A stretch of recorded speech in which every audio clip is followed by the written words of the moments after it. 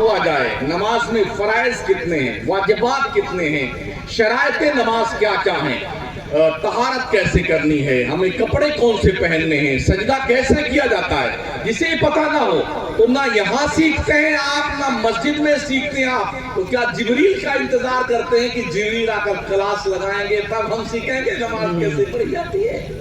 جبریل تو اب نہیں آنے والے، حضرت اسرائیل تشریف ضرور لائیں گے۔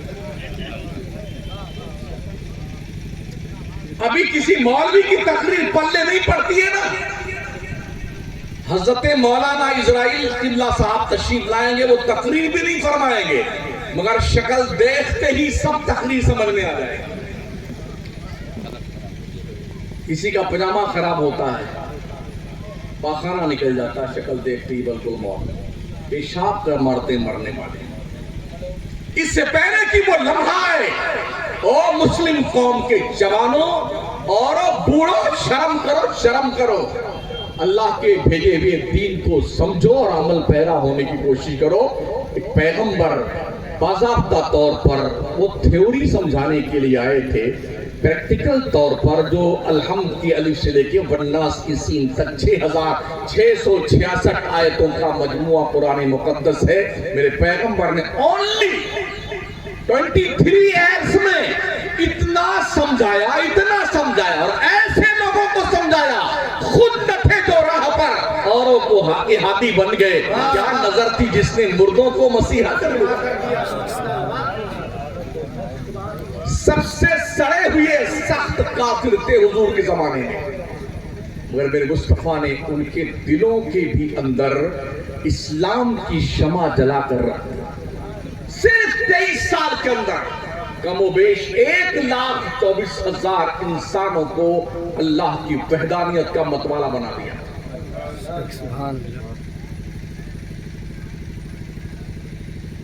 اللہ کے پیغمبر فرماتے ہیں، حدیث شریف میں آقا فرماتے ہیں کہ اللہ نے حدیث قدسی میں فرمایا، اولیائی تحت قبائی لا یعرفہم غیری، میرے جو ولی اور دوست ہیں نا، انہیں میرے سوا کوئی نہیں پہچانا، یہ میری چادری عظمت میں چھپے ہوئے۔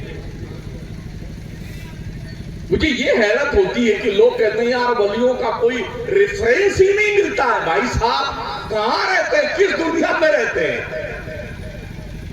1 درجن آیتیں تو ابھی ہم پڑھ دیں گے، 8-10 آیتیں انہوں نے پڑھی ڈالی۔ ان للمتقین مفازا حدائق وعنابا وکواعب اترابا وکاسا دہاقا۔ قرآن شریف میں ولیوں کا تذکرہ ہوا، الا ان اولیاء اللہ لا خوف علیہم ولا هم یحزنون الذین آمنوا وکانوا یتقون۔ یہ کس کی شان بیان کرتا پروردگار؟ یہ بھی سن لیں جو صحیح معنوں میں ولی تھے، ہم نے ان کا کوئی گھر نہیں دیکھا، بغداد شریف گئے، میں نے غوث پاک کا بلڈنگ مکان نہیں دیکھا، کوئی بلڈنگ نہیں دیکھی۔ اجمیر شریف قریب میں رہتے ہیں، وہاں بھی خواجہ صاحب کا کوئی مکان نہیں بتایا گیا کہ ہم غریب نواز کی بلڈنگ یہ تھی، مکان یہ تھا۔ مخدوم سمنہ کے آستانے پہ گئے، وہاں بھی کوئی ہم نے نہیں دیکھا کہ بلڈنگ کوئی بنگلہ حضرت مخدوم اشرف جہانگیر سمنانی کا ہو۔ پنڈوا شریف گئے شیخ الاول پنڈوی کی بارگاہ میں، وہاں بھی ان کا کوئی محل نہیں دیکھا ہم نے۔ بریلی شریف بھی جانا کئی بار ہوا میں نے، سرکار اعلیٰ حضرت کا بھی کوئی بنگلہ نہیں دیکھا۔ آج 2 کروڑ کے بنگلے، 3 کروڑ کے بنگلے، وہ ایک نہیں، بڑے بڑے شہروں میں، لکھنؤ میں الگ ہے، بمبئی میں الگ ہے، احمد آباد میں الگ ہے، کلکتہ میں الگ، رہتا کون ہے؟ ایک چوکیدار۔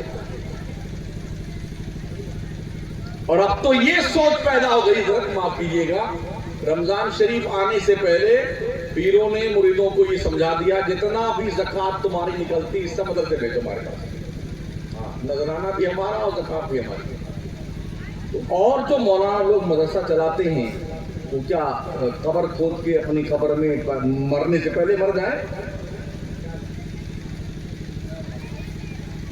زکوٰۃ بھی عدم ہے۔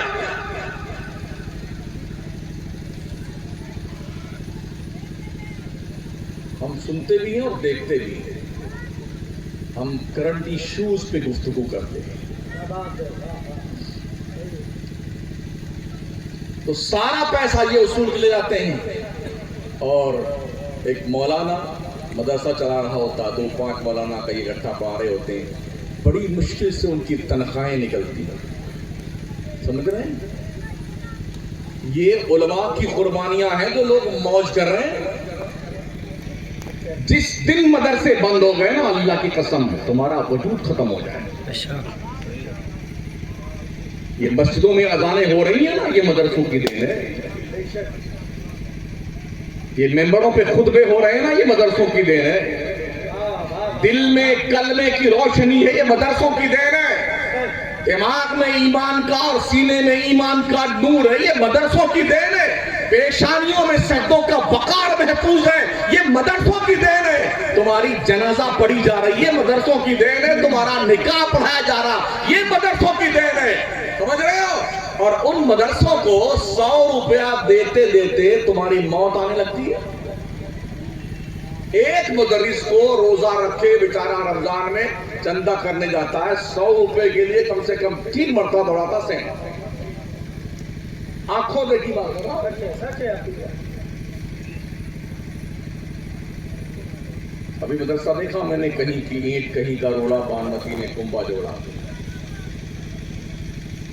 جی لوگ کالج میں بچے جا رہے ہیں، اسکول میں پڑھنے جا رہے ہیں بچے، وہاں پر پیسہ پاخانہ سے لے کے کارخانہ تک سب وصول کیا جاتا ہے. ہاں، کتاب یہیں خریدنی ہے، یہ پیسہ دو. جوتا یہیں سے لینا، پیسہ. شوز یہیں کا چاہیے، ساکس یہیں کا چاہیے، جناب ٹائی یہیں سے لیجیے، آپ ڈریس یہیں سے خریدیے، بستہ یہیں سے خریدیے، ڈونیشن الگ سے دیجیے. ہاں، اور اس کے علاوہ منتھلی فیس الگ سے دیجیے. سفر اور پورے ملک میں کہیں بھی بھرمڑ پہ لے جانے کا وہ الگ سے پیسہ دیجیے. نوچ نوچ کے کھا رہے ہیں لوگ. اور لوگ کیا بات ہے، ہمارا بیٹا ان کانوینٹ اسکول میں پڑھ رہا ہے، یہاں پر کھانا فری، کتاب فری، پڑھائی فری، کیا نام، اے سی کہیں کہیں لگی وہ فری، کولر فری، پنکھے کی ہوا فری، روشنی فری، چٹائی فری، ٹیبل فری، بیمار ہو جائے تو دوا فری.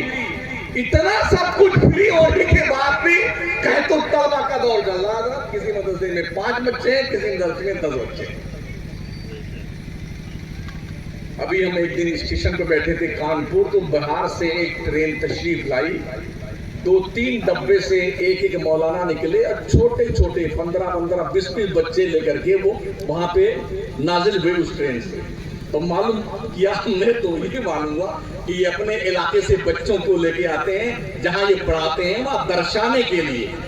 اور جب ہم ان علاقوں میں گئے جہاں وہ لوگ پڑھاتے ہیں، تو معلوم یہ ہوا کہ وہ بچے صرف 2 گھنٹہ پڑھتے ہیں، اس کے بعد قرآن شریف کی پیٹی سر پہ لے کر کے فلانے سیٹھ صاحب کے بگیا میں آم پھلانے جا رہے ہیں. یا اللہ اس کے آم کے باغ میں خوب پھلائیں، یا اللہ اس کے ابا کی قبر ہے، یہ اللہ اس کو تو بخش دے.